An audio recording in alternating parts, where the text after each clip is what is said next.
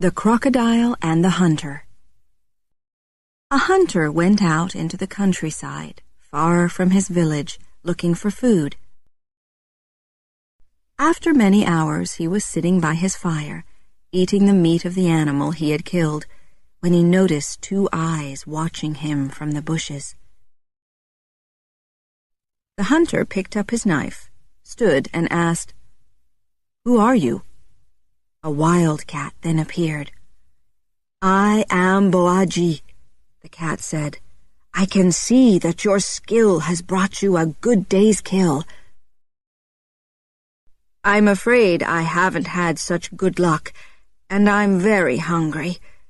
Could you share your meat with me? If you do, I'll return your kindness in the future." The hunter shared his meat with Boaji. Boaji ate well and rested for some time by the fire. He then got up, stretched his long, thin body, repeated his promise to the hunter, and walked away into the bushes. The next day the hunter went out again. He came to a place where the wild grass grew very tall. It was difficult to see where he was going. As he was pushing through the grass, he found a crocodile. "What are you doing here?" the hunter asked the crocodile.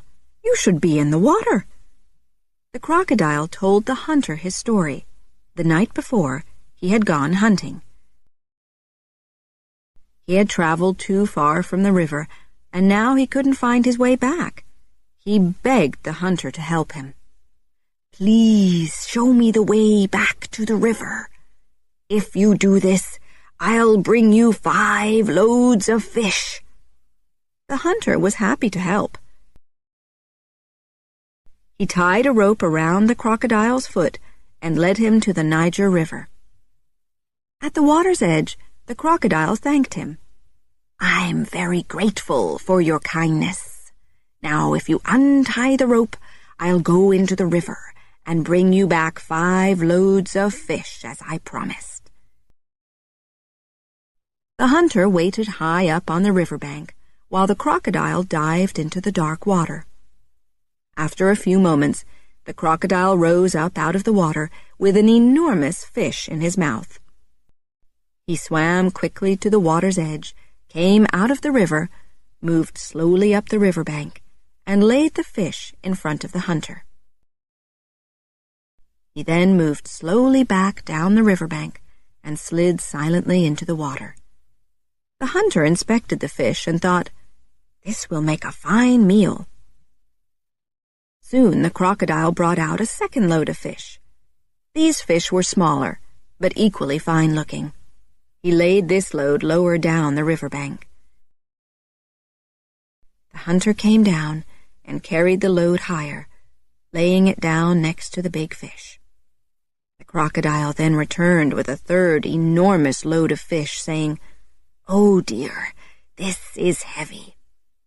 This time, he left the load at the water's edge. The hunter came down, took hold of the load, and pulled it further up the riverbank.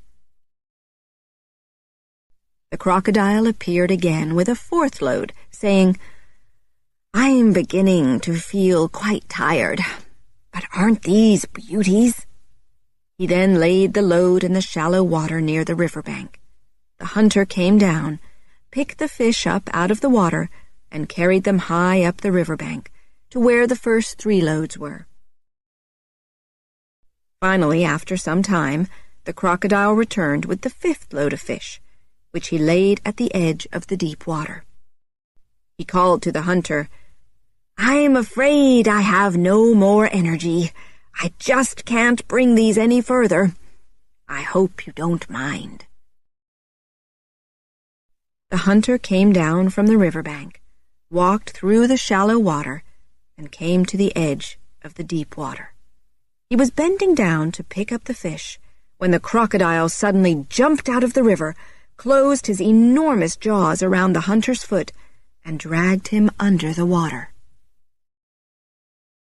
The crocodile raced through the water to his brother crocodiles, who were lying on a small island in the middle of the river. He called to his friends that he had caught a hunter for their dinner and invited them all to come and enjoy the meal. Crocodiles suddenly appeared from every side and crowded round the hunter, moving their heads and tails from side to side and making hungry noises. "Wait!" shouted the hunter. "I helped your friend. He lost his way and I helped him.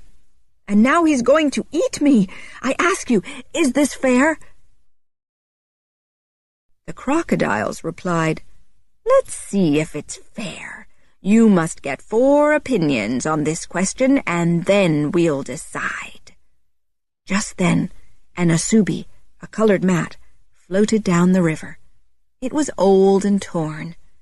The hunter shouted to the asubi, "Asubi, please help me." "What's wrong?"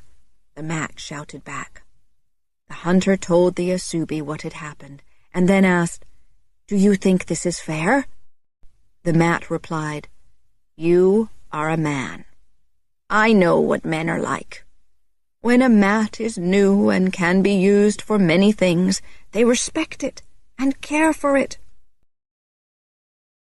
They keep it clean and put it away carefully when they have finished using it. But when a mat is old, they forget that it used to be their friend. They throw it away. They throw it into the river. You ask me if life is fair. Life is not fair. You will be fortunate if the crocodile treats you as well as men have treated me." The mat floated away down the river. The crocodile turned to the hunter and asked, "Did you hear that? Did you hear what the asubi said?" Then an old torn piece of cloth came floating down the river. The hunter cried, "Cloth, please help me." "What's wrong?" the piece of cloth shouted back. The hunter told the piece of cloth what had happened, and then asked, "Do you think this is fair?" The piece of cloth replied, "You are a man. I know what men are like. While a cloth is young, bright and colorful, they wrap it around their bodies. They believe that the beauty they see in the mirror is their own and not the cloth's. They say, 'Look at me. See how beautiful I am.' But it is the cloth that is beautiful, not them. And the people know this, although they will not admit it, because they fold the cloth up carefully to keep it beautiful when they are not using it. But as soon as the cloth is old, they forget how it used to make them beautiful. They throw it in the river. You ask me if life is fair. Life is not fair. You will be fortunate if the crocodile treats you as well as men have treated me." The piece of cloth then floated away down the river. The crocodile asked, "Did you hear? Did you hear what the cloth said? What do you think now?" A horse came down to the riverbank to drink. The horse was old and thin. Her owners had forced her to leave their farm because she was too old to work. The hunter cried, "Horse, please help me." "What is the problem?" the horse shouted back. The hunter told the horse what had happened, and then asked, "Tell me, do you think this is fair?" The horse replied, "You are a man. I know what men are like. When a horse is young, they look after her well.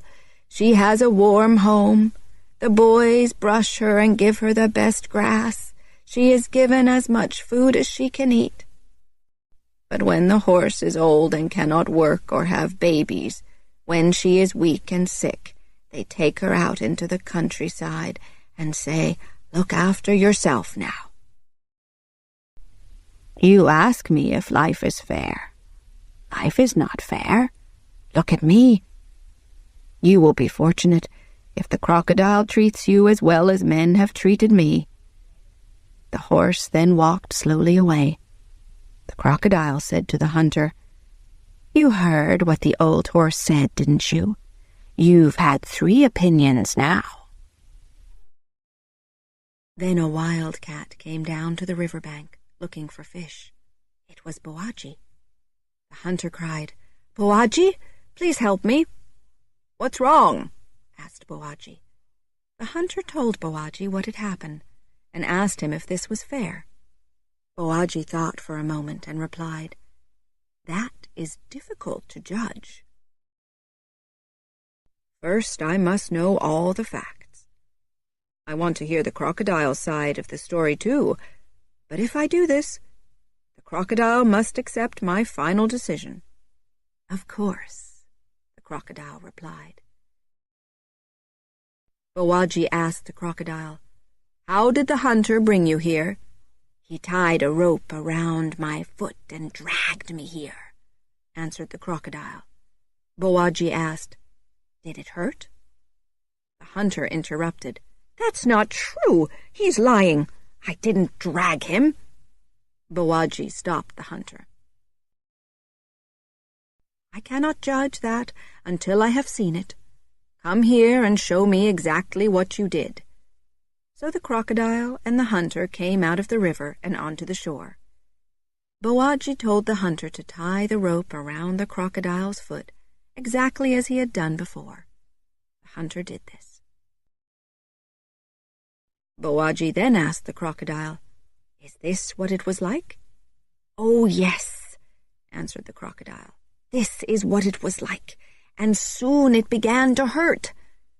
Bowagi said, "I can't decide that yet. The hunter is going to have to lead you back again, so I can examine this accurately. Do as I say, and I will follow you." The hunter picked up the rope and led the crocodile back into the tall grass, while Bowagi followed.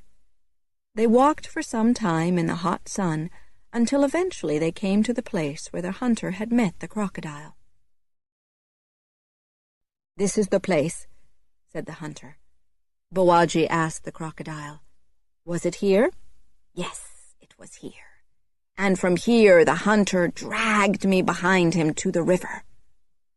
Bowagi asked, "And you were not satisfied?" The crocodile answered, "No, I wasn't."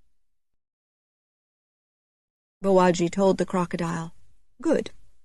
You punished the hunter for hurting you by dragging him into the river. So now this argument is finished. To avoid more quarrels of this kind, the hunter must untie the rope and leave you here in the tall grass. This is my decision." "What?" shouted the crocodile angrily. He brought his tail down hard against the earth and spun around to face Bowagi and the hunter. "I'll never find my way back to the river." The hunter looked at Bowagi and smiled. They then left the crocodile there, screaming in anger. The hunter thanked Bowagi as they walked away. The time comes when everyone is treated as he has treated others.